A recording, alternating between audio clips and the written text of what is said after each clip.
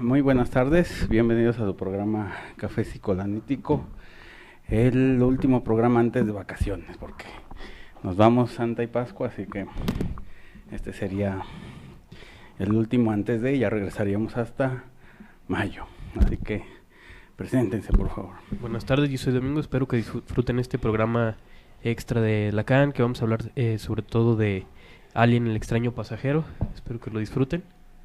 Bueno, mi nombre es Octavio, bienvenidos a la charla amena con Aroma Café y sí, como ya les dice Domingo y les dice el Doc, nuestro último programa y bueno, quizás el último episodio de los últimos episodios de este ciclo de Lacan en lo cotidiano y bueno, hoy con un tema que nos aborda tanto una temática que podría ser directamente la película, pero pues hablando cotidianamente vamos a abordar estos conceptos ya de una manera un poquito quizás más desglosada o que queden un poquito más claros. Entonces, continuamos con ello y bienvenidos nuevamente.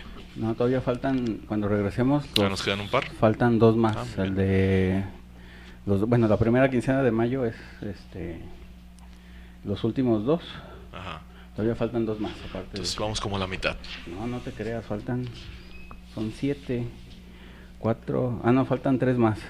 Así que bueno, ahí andamos. Vamos a la mitad de nuestro ciclo. Hay variedad para que no digan que no, que ya nos cansamos, pues no. Bueno, hoy toca hablar de lo más difícil que hay en psicoanálisis y de Lacan, que es lo real, ¿sí? Digamos, de todo habló Lacan menos de lo real.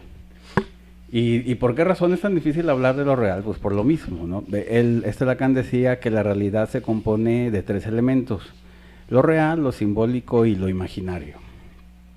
Lo imaginario lo sabemos perfectamente bien, todas las fantasías, todas las ideas, todo lo que ustedes quieran.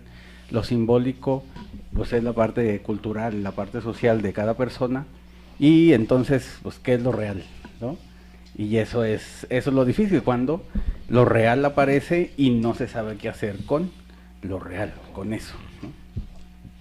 Lo real podríamos decir que es algo que excede los límites de lo que vemos, que de repente surgiría sin poder controlarlo. En el ejemplo de Alien, el octavo pasajero, viajan al espacio, pero ellos no saben que tienen un pasajero extra. Es algo que se les sale de control. Y justamente cuando aparece, se ve como una bestia, como algo monstruoso, porque no lo pueden controlar. De esta misma manera, cada vez que algo apareciera en lo real, aparecería como monstruoso. Se me ocurre un ejemplo. En otras ocasiones hablamos de la película Carrie, hablamos de la menstruación. Entonces, en este momento donde el adolescente, digamos la chica, se le presenta su primera menstruación, aparecería ahí lo real. Es algo que no esperaba, tal vez, que a lo mejor nunca le habían hablado y que no puede controlar. En el caso del hombre, por ejemplo, podría aparecer las poluciones, las erecciones matutinas, y es algo que se sale de su control. Es algo que no puede manejar y por eso es que asusta tanto al enfrentarse a lo real. Sí, digamos, entre esas, digamos, ejemplos de lo real sería eso que me dices, también es totalmente cierto. Otra cosa de lo real son todos los actos fallidos, se puede decir que es la presencia de lo real, que también es algo que asusta o descontrola a la persona, quien lo dice o quien lo ve o quien lo hace, que también lo sorprende, ¿no? A fin de cuentas, eso sería también lo real. Lo real también es el dolor. Cuando aparece el dolor, tanto psíquico como en el cuerpo, se puede hablar que ahí aparece lo real, porque no hay nada que amortigüe, que para eso es lo simbólico, para eso es lo imaginario, que amortigüe esa presencia y a la persona no le duela. Y si le duele es porque apareció lo real, ¿no? Digamos que muchas veces lo que va a angustiar al sujeto o lo va a sacar precisamente como de esta parte que podía controlar o lo que se mantenía como teniendo el control, es precisamente esto que si abordáramos quizás aquel pensamiento que tiene, aquella idea, esa realidad psíquica, si lo tomamos con otras palabras, bueno, ahí no había tanto problema, ¿no? Pero una vez que se plasma de una manera quizás un poco más externa o quizás una manera más tangible, ya sea con los ejemplos que mencionan, ¿no? Que a fin de cuentas es como algo que no esperaba el sujeto, pero sin embargo ya estaba ahí, es el punto, ¿no? Por eso también tomar en este caso película de Alien, pues como ese extraño pasajero en el que está constante, pero sin embargo mientras no salía, o mientras quizás a manera de deseo se había pensado, a manera de deseo, vale aquí la redundancia, se había tenido la intención o había deseado, pues bueno, una vez que sale y una vez que ya se plasma tanto corporalmente, tanto en la palabra, tanto en un accidente, en cualquier acto de este tipo, es cuando asusta, ¿no? Así como de quizás el sujeto preguntándose de esto soy capaz o esto me pertenece o esto es lo que también soy yo. Entonces pues ahí viene la parte en la que se va a asustar obviamente, ¿no? De algo que no puede controlar del todo, pero que sin embargo está ahí todo el tiempo, ¿no? Entonces pues sí, lo podemos ejemplificar de diferentes maneras. Incluso lo podríamos ver muy frecuentemente en los discursos de cualquier tipo. Detrás de ese discurso tarde o temprano llega a haber un lapsus, y en el lapsus sale lo real, como las verdaderas intenciones, lo oscuro. Y en un proceso de conquista podría aparecer lo real, que es la meta de la seducción, pero muchas veces se necesita que esté fantasmatizado, que no se vea tan directo la meta. ¿Para qué? Para que no sea tan traumático. Me recuerda un ejemplo de algún amigo que tuvimos hace un tiempo y que alguna vez también lo mencionábamos, creo, como ejemplo, que decíamos, bueno, precisamente en este proceso de conquista, que trataba de utilizar palabras un poco más rebuscadas y palabras que para él eran como muy elegantes, ¿no? Bueno, en su conceptualización, una palabra nueva en ese tiempo, para él era lobby. Entonces que normalmente hay un viaje en generación, etcétera, había una chica que le gustaba y bueno, cuando van a este hotel, él empieza a practicar su discurso, ¿no? Y a decir, ahorita le voy a decir a fulanita que bajemos al lobby y etcétera, ¿no? Pero para él la palabra lobby era lo importante, de decir en su discurso, de presumirla y porque para él era nueva. Entonces él como que decía, tampoco ella la va a conocer, ¿no? Está practicándolo todo el tiempo y a la hora de la hora, cuando se presenta el encuentro fulanita y fulanito, él lo que utiliza es, ¿qué te parece si bajamos al motel? ¿No? Completamente diferencial y quizás apuntando precisamente a lo que la conquista que nos dice Domingo, ¿no? Obviamente, como lo dice el Doc también, ese imaginario o ese simbólico van a ejercer muchas veces como esas reglas, ¿no? Si es en la conquista, como esas reglas precisamente para conquistar, ¿no? Que a fin de cuentas, digamos que los 3 días para llamar a alguien, que a fin de cuentas esperar de tal manera, hacerlo de tal manera, tener las cordialidades, etcétera, ¿no? Caballerosidad, demás. Y a fin de cuentas es como, pues, obviamente él lo que quería era, pues, ese acto, ¿no? Pero sin embargo, para eso tenía que pasar un lapso de tiempo considerable y sin embargo lo suelta así, ¿no? Ahí está el acto fallido y ahí está quizás pues primero su vergüenza, ¿no? Quizás que se sonroje, etcétera, pero que de alguna manera dice, bueno, es que eso es lo que yo quería o eso es lo que de alguna manera también salió descontroladamente, pero pues por eso, ¿no? Me angustia en el momento porque me toma por sorpresa, pero a fin de cuentas sé que es parte de lo que está conmigo. Pero esa es la parte, digamos, como sorprendente de encontrarse cualquier cosa, digamos, que debería de estar en lo imaginario, que aparece en lo real sin el amortigüe de lo simbólico. ¿Sí me entendieron? ¿Ah? Está claro eso, muy bien. Entonces, porque digamos, aquí aparece también cuando el deseo aparece en lo real como tal, esto quiero y no hay otra cosa, es también cuando a la propia persona la arrastra para que eso ya no es la persona, sino es el deseo el que manda, ¿no? Que una mujer diga, yo quiero unos zapatos rojos, me urgen ahorita. Y no va a haber poder humano ni divino que la pare hasta que compre los zapatos rojos y ahí, digamos, el deseo ahí impera y aparece como tal y se acabó, ¿no? Y no hay nada más que hacer. Igual, digamos, o cuando a alguien le gusta una persona y dice, no, pues esa persona no, porque pues, está casada, tiene hijos, todo lo que tú quieras, pero a mí me gusta y punto, ¿no? Entonces, y el deseo es el que impera y se acabó, ¿no? Digamos, no hay nada más importante más que cumplir ese deseo. Y es exactamente, digamos, lo que aparece en esta película, de que aparece la vida, ¿no? Que es el monstruo, pues el alien tiene que vivir y tiene que buscar a alguien, aunque sea matarlo, pero que continúe su estirpe, ¿no? Entonces, ¿cómo luchar contra algo que no sabe otra cosa más que vivir, ¿no? Y que está equipado y todo el armazón que tiene, bueno, todos los tejidos que tiene y todo para poder vivir y que viva infinitamente, ¿no? ¿Qué hacer cómo detener eso, ¿no? O cómo detener, digamos, al fin de cuentas, en términos psicoanalíticos, la libido, que es también la parte que se refiere, digamos, a que lo equipara al alien, pues, con la libido. ¿Cómo detener la libido cuando aparece, ¿no? A lo mejor hacer un poquito la pausa, para explicar también esto simbólico, como lo plantea el doc, porque ella dice, bueno, como un amortigüe, ¿no? Precisamente de lo real, o de este deseo, etcétera, ¿no?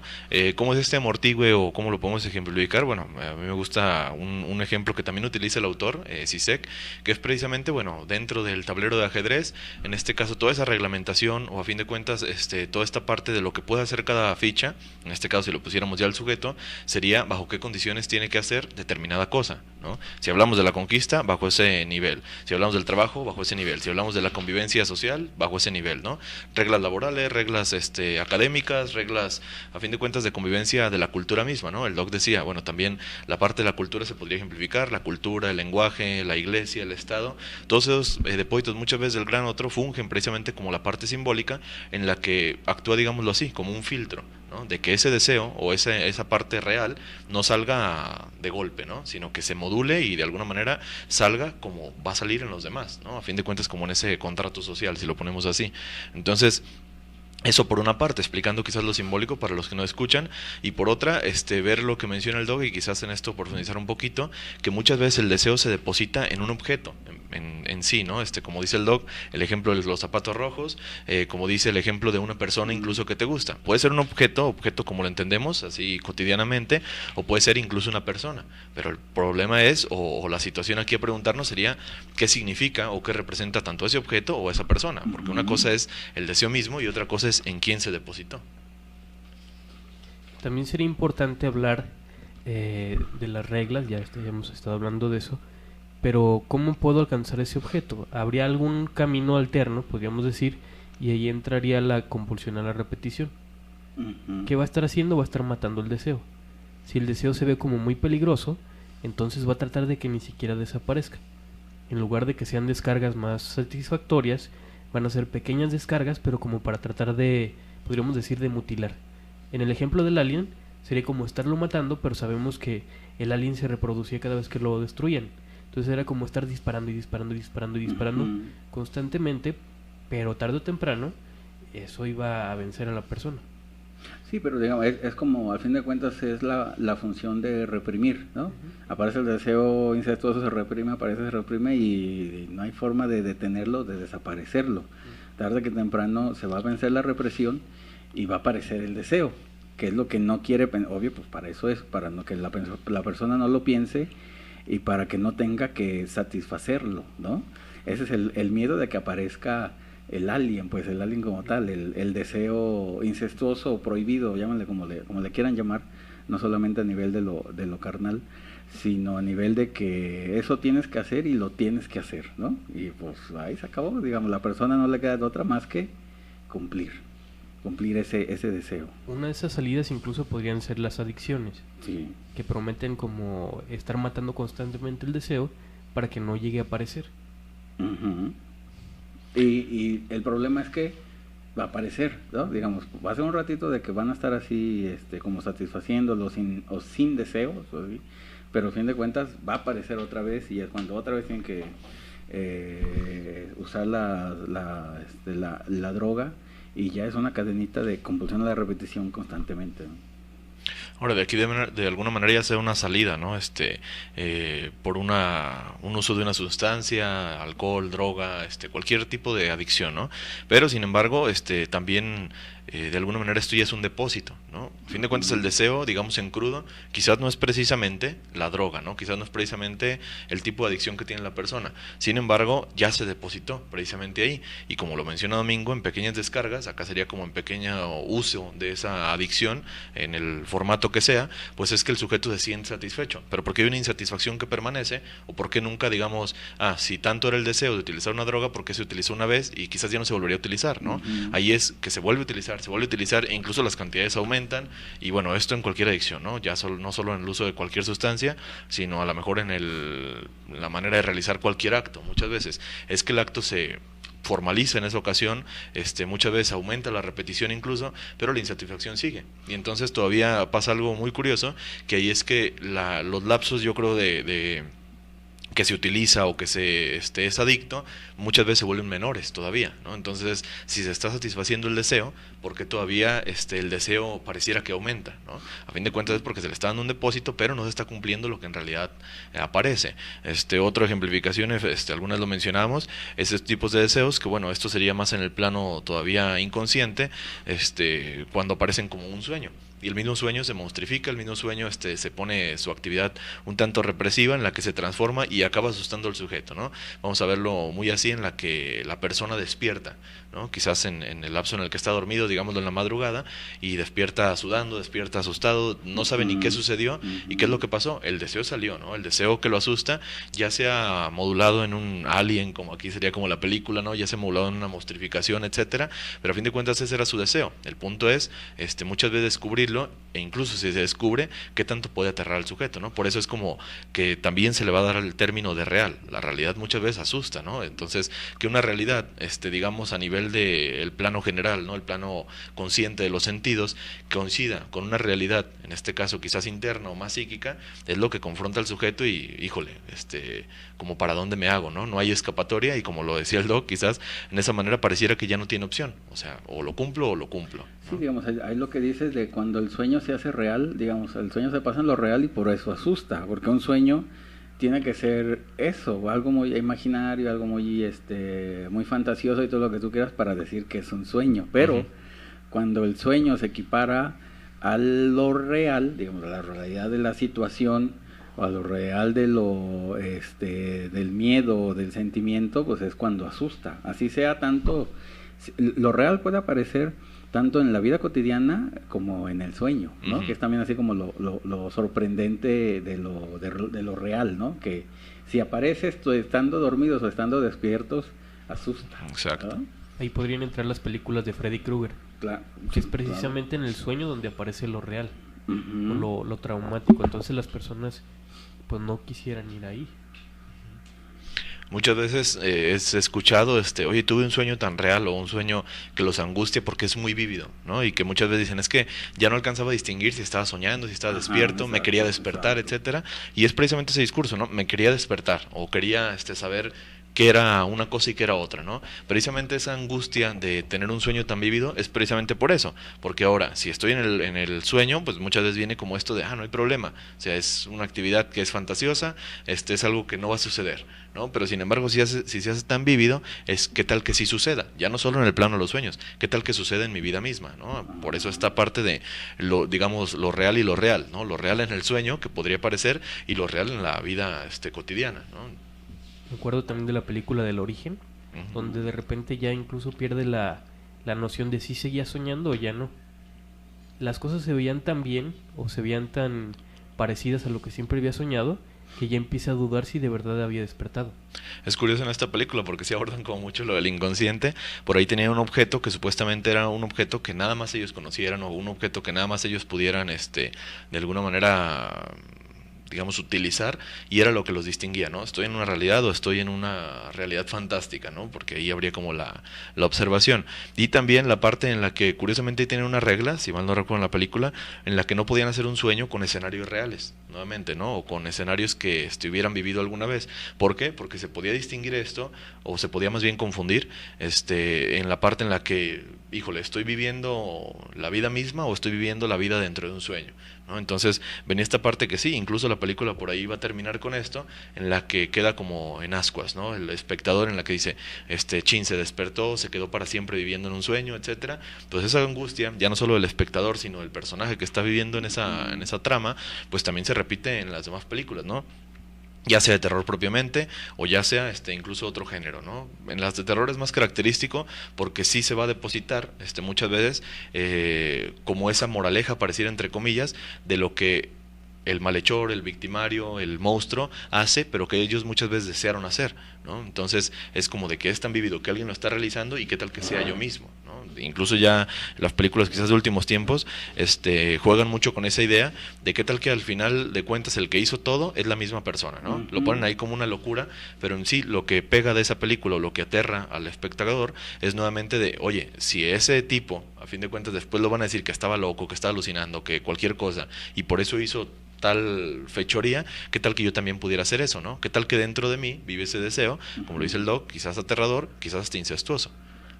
Sí, claro, digamos, también la parte de la teoría lacaniana en llamarle a cuando aparece la cosa, en el sentido así con mayúsculas, la, L, bueno, y la cosa, pues, que no deja de ser el deseo incestuoso, así, digamos, literal como tal, o el deseo prohibido, cuando aparece, digo, por esa razón se usa tanto el término de la cosa en muchas películas, en muchas cosas, porque es algo que no se sabe qué hacer con él cuando aparece, pero que es amenazante y que puede matar, ¿no? Bueno, a fin de cuentas, digamos, si aparece el incesto, podría aparecer la locura, pues que sería a fin de cuentas la muerte psíquica, ¿no? También las películas, ya ves que hay películas que se llaman así, o la cosa, o el monstruo, o algo así, pues eso es, ¿no? A fin de cuentas Frankenstein era también la cosa, ¿no? Que no deja de ser también, hace referencia a los muertos vivientes, estos muertos vivientes o estos zombies que no se pueden matar por más que los mates, ¿no? Así por más que les dispares y todo lo que tú quieras, pues siguen vivos. Y dices, ¿cómo matas a un muerto, no? Igual, ¿cómo matas a la cosa, pues, ¿no? Por eso tienen tanto éxito las películas de zombies o las Claro. series donde se trata de matar, ¿no? Constantemente. Si analizamos ya sea estas películas de zombies o incluso la novela o las películas que han hecho de Frankenstein, pues es eso, ¿no? En Frankenstein, primero que nada, recibe el mismo nombre que el que lo crea. Entonces es como si fuera mi parte monstruosa, ¿no? Fuera mi parte que a fin de cuentas lucho entre eso de darle vida o no darle vida. ¿Qué es esto, no? De que vaya a tentar con la realidad o que no vaya a tentar. Incluso el mismo doctor, una vez que lo crea, en este caso el doctor Frankenstein, va con eso de se salió de las manos, es incontrolable, a fin de cuentas la gente lo quiere matar, ¿no? Es como esa gente, en ese sentido, digamos la sociedad misma, que va a tratar de reprimir esa parte grotesca de la otra persona, en la que o es muy sincero, o es muy real, o es muy sarcástico, etcétera, etcétera, porque muchas veces no es solo el pensamiento de la persona el que molesta, sino es, eso yo también pienso, pero espérate, es que yo no lo quería decir, o es que yo no quería que lo dijera alguien más, ¿no? Entonces, el ver esta parte nuevamente, vamos a eso, lo ven en la realidad y es lo que asusta. Si analizamos la películas o series o lo que sea de los zombies, pues en este caso un zombie es el deseo mismo, ¿no? No lo pueden detener. Aquí lo representan quizás por la parte de un masticar o un tratar de comerse al otro, pues ahí vamos, ¿no? Incluso suena algo teórico. Y sin ninguna razón, nomás. Sí, nada más quiero alimentarme, Ajá, ¿no? solamente quiero alimentarme y ya. Y alimentarme de lo prohibido, que si recordamos, por decir, dentro de la cultura o cómo surge la cultura o la sociedad, pues con 3 grandes prohibiciones y una de ellas es el canibalismo. Entonces muchas veces los zombies es eso, comerte a tu propia especie y de alguna manera es, no, pues es que no lo podemos hacer así, ¿no? O sea, para alimentarse hay reglas, para alimentarse hay, por ejemplo, horas, para alimentarse hay un tipo de alimentos, para alimentarse hay un tipo de convivencia, incluso cuando todos estemos comiendo, etcétera, cómo es que esta persona se come tanto al otro y de una manera que cuando se le antoja, ¿no? Entonces, como dice el Doc, pues es el deseo desenfrenado, quizás lo podríamos traducir a otras palabras. El deseo sin límite, pues al fin de cuentas, digamos, solamente estando muerto es cuando se pueden infringir esas 3 prohibiciones, ¿no? Entre ellas el canibalismo. Digo, a los muertos sí se les puede permitir, así muy entre comillas, pero a ningún vivo lo tiene que hacer en sus cabales, ¿no? Ese es el problema. Hay una película también que se llama Calígula, donde comete, digamos, todos los actos prohibidos que se puedan imaginar, y al final la sociedad ya no lo permite y lo terminan matando. Porque precisamente era como la expresión en lo real de todos los deseos prohibidos. Sí, muchas veces esto se va a repetir, digamos, en dirigentes, personajes, que pareciera que por un momento, sí, quizás hasta dependería un poco la estructura, los sujetos que lo siguen, los sujetos que lo escuchan o que son sus fans, sus seguidores, etcétera, sí lo permiten, ¿no? Y sí permiten este desenfreno, pero pareciera que llega un límite en el que es completamente llega al hartazgo, ese grupo social, ¿no? Y muchos de estos líderes quizás se nos ocurran líderes de secta, quizás se nos ocurran líderes políticos, etcétera, su misma sociedad acaba destruyéndolos, ya sea literalmente, así asesinándolos, ¿no? O ya sea destituyéndolos del cargo, o ya sea algo sucedió, que a fin de cuentas tiene que dejar de ser ese líder, ¿no? Pero ¿por qué? Es como decir, se pasó de la raya, ¿no? Hizo demasiado desenfreno, o está cumpliendo todos sus deseos, ¿no? Se supone que tiene que haber una retención, y pareciera bajo esa creencia en la que no se puede tener así como todo lo que se desea, ¿no? Tienes que tener un poco de frustración, si lo quieren ver así, ¿no? Entonces, sí, muchas veces estos líderes, digamos, son consumidos por esos espectadores que a fin de cuentas ven sus deseos reflejados en él, pero que todos están siendo cumplidos, ¿no? Entonces, ¿y dónde queda quizás mi fantasía, ¿no? O mi actividad de fantasear? Ujú. Otro ejemplo que se me ocurre, que tal vez también es del cuerpo, es aquellas ocasiones en que pueden tener hambre. Por ejemplo, tienen mucha hambre, no quieren que se note, puede que estén en público, que estén con alguien, y de repente los traiciona ese sonido de... Ajá. Aparece el hambre. Obviamente el deseo va a seguir ahí. Hasta que no se quite el hambre, la persona va a dejar de tener esas apariciones en lo real. Pero ¿qué pasa? Que pues puede ser como un tanto traumático. Ajá. También es importante hablar del objeto A. Por Sí. ejemplo, ¿qué sería ese objeto A en el alien? Es eso que hace que las personas distingan lo que es terrenal, podríamos decir, y lo que es extraterrestre. Ujú. ¿Cómo es que distinguiríamos al alien? Pues a lo mejor por la forma en que se comporta, porque no tiene límites, porque no tiene represión. Pero ese mismo objeto A es lo que despierta el deseo, es la causa de nuestro deseo. En la mañana platicaba con un amigo que acaba de poner un restaurante y le ponía un ejemplo, tomando esto me sirvió, de cómo sería ese objeto A. No se lo dije obviamente con estas palabras. ¿Por qué vamos a ciertos restaurantes y a otros no? Ujú. Precisamente en ese restaurante puede que nos estén dando algo que no notamos. Nos están dando como una sensación de estar en casa, una sensación hogareña. El sabor, por ejemplo, de, no sé, de unos tacos, pero esos tacos cuando llegamos nos dicen, hola güero, ¿cómo estás? Hola licenciado, hola ingeniero, pero le da una cierta característica que te hace sentir especial, como si estuvieras en tu casa. Ujú. Ese podría ser un objeto causa del deseo. Lo deseas porque te hace sentir bien. Y no es tanto el objeto, puede que ni siquiera sea el alimento, sino la forma en la que te tratan. Puede ser las palabras, puede ser el sabor, puede ser un saludo. Pero eso es lo que despierta el deseo. Esto sería muy importante y se podría aplicar, yo creo que hasta técnica de marketing, ¿no? Por ejemplo, y para cualquier rubro, una vez conociendo la mayor parte de tu público también, porque esto del trato podría ser muy dependiente, ¿no? Por ejemplo, yo voy a tal restaurante porque me tratan de tal manera. ¿Cómo podría ser la manera? Pues para algunos funcionaría eso de, ¿sabes qué? Cuando voy ahí me siento como en mi casa, ¿no? Pero para otros es, ¿sabes qué? Cuando voy ahí me siento importante. Para otros puede ser, ¿sabes? Cuando voy ahí me desconecto, así como ni estoy en la casa, ni estoy en el trabajo, ni nadie me conoce, ¿no? Otros van porque son conocidos. Ah, es que conozco a todos, ¿no? Conozco al cocinero, conozco al chef, conozco al encargado, conozco al mesero, a todos, ¿no? Entonces va a haber tanto gente que busque, digamos, esa cercanía, otros esa lejanía, otros esa parte, digamos, profesional, otros, etcétera, ¿no? Esto se puede aplicar, digamos, a cadenas bastante populares, por poner un ejemplo, Starbucks, ¿no? ¿Qué es lo que sucede en Starbucks? Pues precisamente la comodidad que te va a brindar, y en este caso se está pagando un precio, pues pongámoslo claramente, excesivo por una bebida que comparando, digamos, es el mismo café que utilizan quizás en otro lado, pero incluso habrá quien lo defiende de no, pero es que el sabor ahí es diferente, ¿no? Es que el vaso, es que me ponen mi nombre, ¿no? Entonces, el trato precisamente que me hablan con mi nombre, que me dicen cómo te fue, que tengo ahí conexión a internet, que me puedo sentar, me puedo quedar todo el día si yo quiero, el tipo de personas que me encuentro ahí, ¿no? Que puedo publicarlo, etcétera, que puedo presumirlo, a fin de cuentas. Y vemos que hay como un abanico de posibilidades para ir específicamente a ese lugar, y cada uno tomará la que le produzca placer, ¿no? La que le produzca o le satisfaga ese deseo de alguna manera.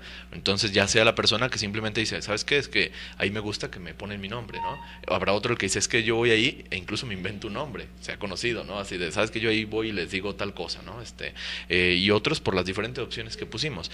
Entonces, muchas veces de ahí depende el conocer a tu público y ver qué trato les vas a ofrecer, ¿no? Tanto esa cercanía, esa lejanía, etcétera, o muchos a la vez. También es la ocasión en la que quizás es multifacético la empresa, el restaurante, lo que sea, ¿no? Y que a fin de cuentas, pues esto es muy conocido y en el discurso quizás de muchas personas, de bueno, y quizás no está tan bueno, o quizás he encontrado los mejores lugares, pero ahí me gusta por esto, o vamos para que veas el espectáculo, muchas veces, ¿no?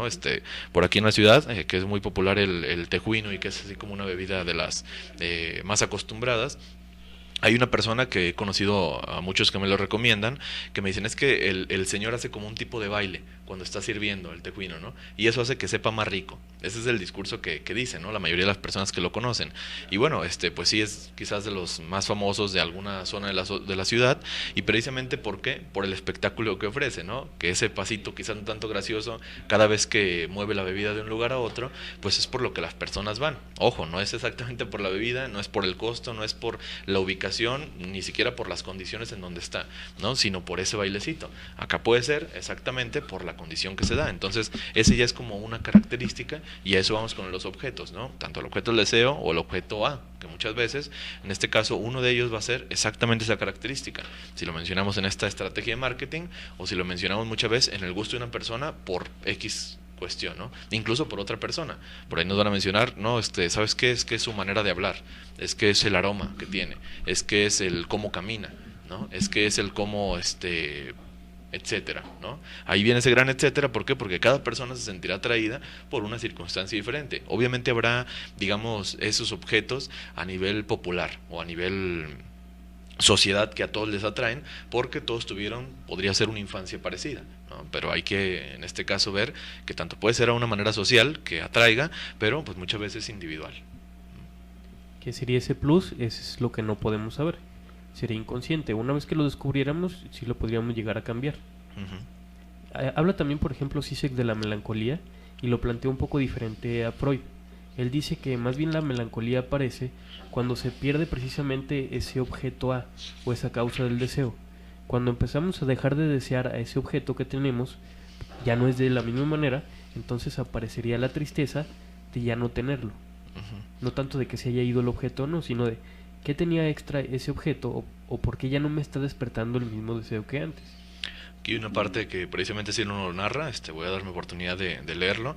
Dice, bueno, el melancólico no es el sujeto fijado al objeto perdido, incapaz de realizar un trabajo del duelo. El melancólico es más bien el sujeto que posee el objeto, pero que ha perdido su deseo por él, porque la causa que hacía que lo deseara se ha retirado o ha perdido su eficacia. En otro párrafo nos dice, la melancolía ocurre cuando finalmente accedemos al objeto deseado, pero quedamos decepcionados de él.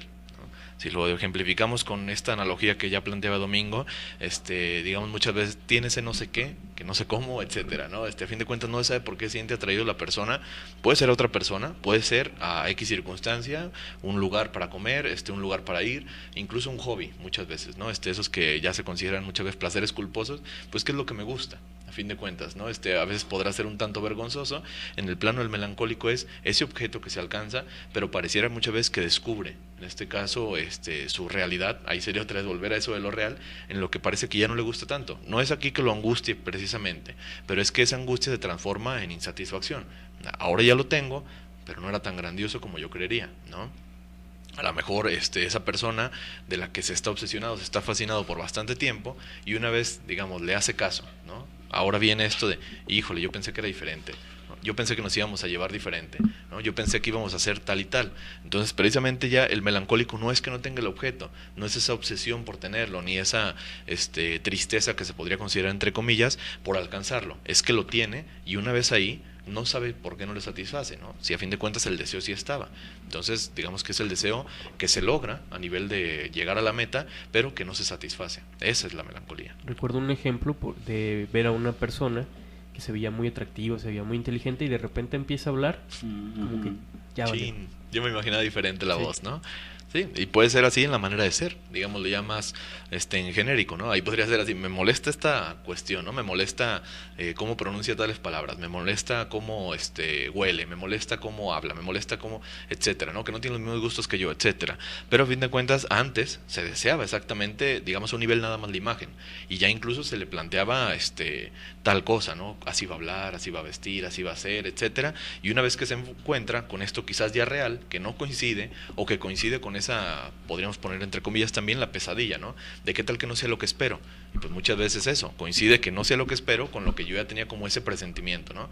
Es que yo a fin de cuentas sabía que ni era tan buena como pensaba, ¿no? O que no era tan grandioso como yo iba a creer que sea, ¿no? Pues eso es, un enfrentamiento muchas veces de la realidad, o esta parte en la que se tiene el objeto, se tiene ese deseo, pero no es satisfecho.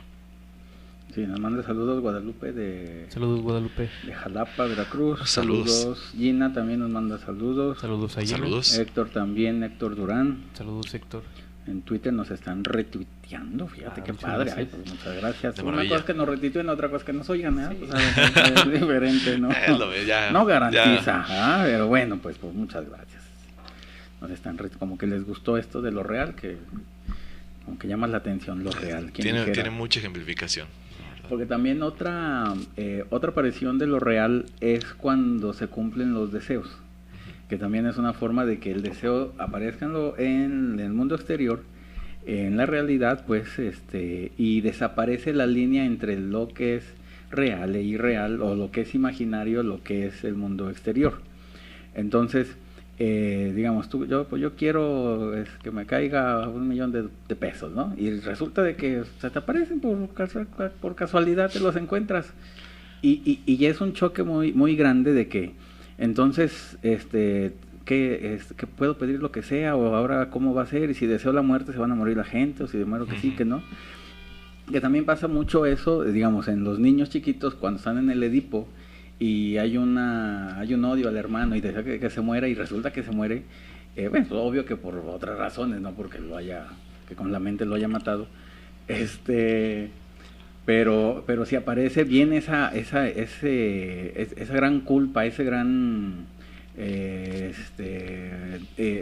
deseo que se cumple por desear cosas y que se hagan realidad, y eso sí genera entre confusión, entre culpa, entre dolor, entre qué está pasando aquí, que yo puedo hacer mi propia ley, ¿no? Por decirlo así. Entonces también eso asusta mucho. Ayer precisamente en clase les planteaba un caso en el que un sujeto aquí en la ciudad iba a entregarse porque había deseado, no recuerdo si era su compadre o un familiar, que se muriera. Muere esta persona y va y dice a entregarse, ¿no? A la estación de policía, pongámoslo así muy genérico, bueno, acá al ministerio, etcétera, y va a declarar que él había matado a su compadre, ¿no? Pero que lo había deseado. Entonces, pues los policías entran primero ¿no? Pues así como... Que deseaba el compadre. Dale, ¿no? ¿Qué es lo que sucedió ahí? Oigan, ¿saben qué? Vengo porque mi compadre se murió, etcétera, y así como, ¿y usted lo mató o qué? No, pero es que yo decía que se muriera. Entonces, los policías llegan como tono quizás de burla de, no, a ver, espérese, ¿usted lo mató o usted pensó que se murió? No, es que yo estaba pensando y estaba deseando que se muriera y ya se murió. Precisamente ese choque, de esa fantasía, que desde un momento de la infancia, el niño era cuando se le cumplía este deseo, ¿no? Muchas veces hay por ahí algunas de las dinámicas de juego, de esto de acercar y alejar, que muchas veces juegan los niños, ¿no? Con digamos un juguete, una pelota, etcétera. Muchas veces también tenía que ver con esta parte del cumplimiento, ¿no? De que cuando ellos deseaban que se fuera eso, en este caso ya podría ser una persona, o cuando ellos desearan que se acercara, ¿no? Entonces en esta parte también nos evoca a esa angustia muchas veces, primero que se juega con eso, pero que también puede aterrar, ¿no? Que se cumpla al pie de la letra. Ahí pueden aparecer formaciones reactivas. Es muy frecuente que las personas describen a una pareja de una manera y cuando vemos a la pareja es totalmente lo contrario. Ajá. ¿Por qué? Porque precisamente sería como devastador acercarse a eso que tanto desean y que se cumpliera. Aquí es donde podría aparecer también la melancolía, ¿no? La insatisfacción de que ya lo tengo y no es lo que esperaba. Sí. Entonces muchas veces sí es esto, el alcance, o esas personas que hasta se podría ejemplificar también, la persona que toda la demás sociedad o la persona que las otras personas consideran exitosa y sin embargo vive, digamos, en un estado melancólico constante, ¿no? ¿Por qué? En este caso, pues bueno, siente que tiene el objeto de los demás, siente que tiene el deseo de los demás, que incluso su propio deseo en algún momento, pero sin embargo no es como esperaba, ¿no? O no es como lo pintan, digámoslo, ¿no? Entonces, pues precisamente de ahí viene como este juego del deseo, de muchas veces el que se cumpla no es exactamente a lo que se quiere, ¿no? Es así como de, no, espérate, la fantasía está bien. Quizás el ejemplo que teníamos en algunos programas pasados de esa declaración también se podría ejemplificar con esto, ¿no? Una cosa es la conquista, una cosa es el deseo de esa imposibilidad de tener la relación, y una vez que se tenía esa posibilidad de tener la relación, valga la repetición, pues era lo que asustaba, ¿no? De, espérate, es que yo nada más quería como este juego en el que sí estábamos coqueteando, en el que sí estábamos como en la conquista, pero no quiero que se haga real, ¿no? Entonces es precisamente de qué tal que no es lo que yo buscaba. Hay una película de Jennifer Aniston, en este momento no me acuerdo cómo se llama, pero se van de vacaciones, no, se van de vacaciones como a una comuna o algo por el estilo, y les proponen tener como, le llaman sexualidad libre. Entonces, digamos, tener otras parejas sexuales, y el que empieza con la fantasía es el hombre. Pero una vez que ya está enfrente de eso, no puede, y al otro día se da cuenta de que su pareja sí pudo, y le reprocha y le dice, pero es que ¿cómo lo pudiste hacer? ¿Cómo me pudiste traicionar? Y dice, no, es que tú lo pediste, yo lo hice porque tú lo querías. En el momento que se cumple el deseo, Ajá. aparece como lo traumático. Claro. Digamos, ¿qué es lo que enferma o qué es lo que enferma a las personas o cómo se puede definir? Es cuando chocan cuando chocan con lo real. Definición de enfermedad: chocar con lo real. O siempre que se choca con lo real, uno se va a enfermar. Hay que buscar qué es eso que con lo que chocamos, que no queríamos y que nos produjo la enfermedad. Digo, si uno se enferma es porque pasó, ¿no? Hay que buscar qué es lo con lo que chocamos, ¿no? Que era lo que no queríamos ver, sentir, lo que ustedes quieran, ¿no? A fin de cuentas es parte de lo inconsciente que no se quería ver, pues, ¿no? Pero aparece el inconsciente en lo real. Pues ni modo. Ay, ya casi, y ya nos dejaron solitos aquí. Y a ver, déjame ver quién más. Escribe. Como que chocaron con lo real y no nos escribieron. De hecho, en la teoría de Ignacio, por ejemplo, de psicosomática, habla de precisamente de lo real y dice que al chocar con lo real aparecerían formaciones de objeto A. ¿Qué sería esto? Ajá. Entonces, digamos, en el paciente, la enfermedad psicosomática o el órgano que está enfermo es una muestra de lo real, pero al mismo tiempo tiene como el objeto A, es lo que distingue lo que está bien o sano de lo que no está sano, y al mismo tiempo se vuelve causa del deseo de que lo curen o que la curen. Entonces por eso puede llegar con un médico, el médico va a desear curar, pero al mismo tiempo el médico tiene ese objeto A, lo va a tratar o la va a tratar como la madre, como el padre, como un amigo, como el abuelo. Incluso podríamos hablar ahí también de la transferencia en lo real y sobre todo en la contratransferencia. En el momento que el analista regresa lo mismo que le regresaron las otras personas al paciente, aparecería lo real. Como que esto ya lo he vivido. Me está tratando igual que como me trataba, no sé, alguien en específico. Sí, totalmente. Esa aparición de la compulsión a la repetición, porque esta pareja que tengo me trata igual que la anterior y porque me pega y esa cosa, eso es lo real, ¿no? Se enfrentan con lo real y no se puede hacer nada más que enfermarse, pues, o para reclamar, ¿no? Y ahí es donde se encuentra que el problema está en la persona, porque es Claro. su deseo. Claro. Su deseo es que se siga repitiendo. Es como una predisposición, ¿no?, a esa situación, digamos, el amplia gama de posibilidades que se puede tener, y entonces vamos a entender este objeto A, pues muchas veces como esa característica o esa peculiaridad de doble cara, ¿no? Puede ser como la peculiaridad que te puede llevar a la cura, en este caso, digamos, a conocer o conocerte, pero también la que puede llevarte a enfermar, a escoger, digamos, determinada situación, determinada persona, que no necesariamente puede ser positiva, ¿no? Podría ir hacia lo positivo o lo negativo. Entonces, pues ahí, como dice Domingo, quizás, y lo podríamos utilizar ya como una conclusión, pues a una vez que se conoce, se podría cambiar y hay que cambiarlo muchas veces hacia lo funcional, ¿no? Hacia lo que produzca hacia la persona. Entonces... O incluso aceptarlo. Sí, por esa razón hay que tener cuidado con lo que uno desea, porque pueden ser real, ¿sí? Se puede hacer real y eso es el choque que no siempre uno va a aguantar, ¿no? Con esos deseos. Entonces, para que le echen más imaginación a sus deseos. Más fantasía. Y más fantasía y no tanta realidad, por favor, porque luego se me enferman. Algo que puede ayudar, acuérdense, todo lo que le tengan miedo puede ser un deseo inconsciente. Claro. Entonces, pónganse a hacer una lista de todo lo que le tienen miedo y esos son sus deseos. Podrían ser sus deseos, ¿no? Esos son sus exactos. Digamos, a fin de cuentas, en el inconsciente, miedo y deseo es lo mismo, ¿no? A fin de cuentas. Entonces, por esa razón, ya en el consciente se hace la diferencia, pero por eso equivale a lo mismo, exactamente. Pues bueno, pues entonces con eso concluimos, como siempre la invitación a que nos sigan escuchando, y ahora sería a través de las retransmisiones que se llevan ahí a cabo de Café Psicoanalítico Radio en Facebook, y bueno, nos veremos dentro de un par de semanas, también hasta mayo. A nuestros escuchas que se la pasen bien en estas semanas vacacionales, y bueno, ya volveremos con un poco más de Lacan en lo cotidiano. Y que descansen de lo real, por favor, en estas vacaciones. Muchas gracias, hasta la próxima. Nos vemos el 1 de mayo. Pues, gracias. hasta la próxima.